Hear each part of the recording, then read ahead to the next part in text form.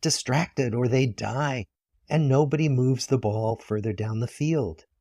But through a combination of luck and the persistence of several generations of researchers, this study has survived. About 40 of our original 724 men are still alive, still participating in the study, most of them in their late 90s or early 100s. And we are now beginning to study the more than 2,000 children of these men. And I'm the fourth director of the study. Since 1938, we've tracked the lives of two groups of men. The first group started in the study when they were sophomores at Harvard College. They all finished college during World War II, and then most went off to serve in the war. And the second group that we followed was a group of boys from Boston's poorest neighborhoods, boys who were chosen for the study specifically because they were from some of the most troubled and disadvantaged families in Boston of the 1930s. Most lived in tenements, many without hot and cold running water. When they entered the study, all of these teenagers were interviewed. They were given medical exams.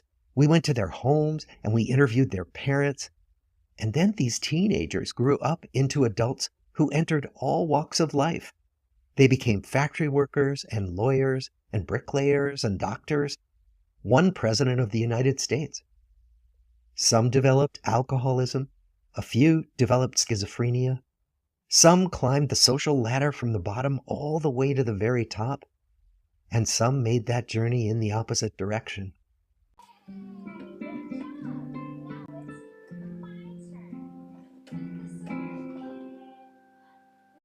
5 years later, telling you that the study still continues.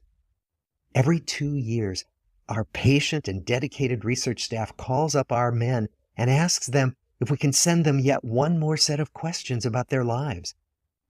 Many of the inner city Boston men ask us, "Why do you keep wanting to study me? My life just isn't that interesting." The Harvard men never ask that question.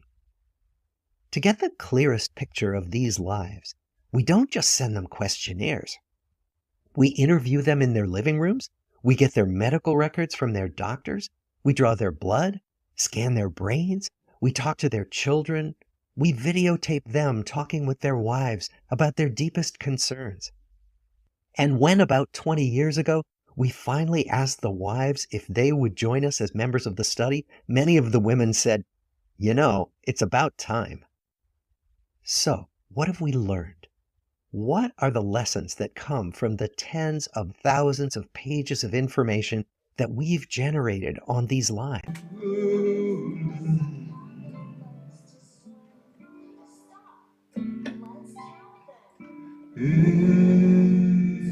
5-year study is this: good relationships keep us happier and healthier.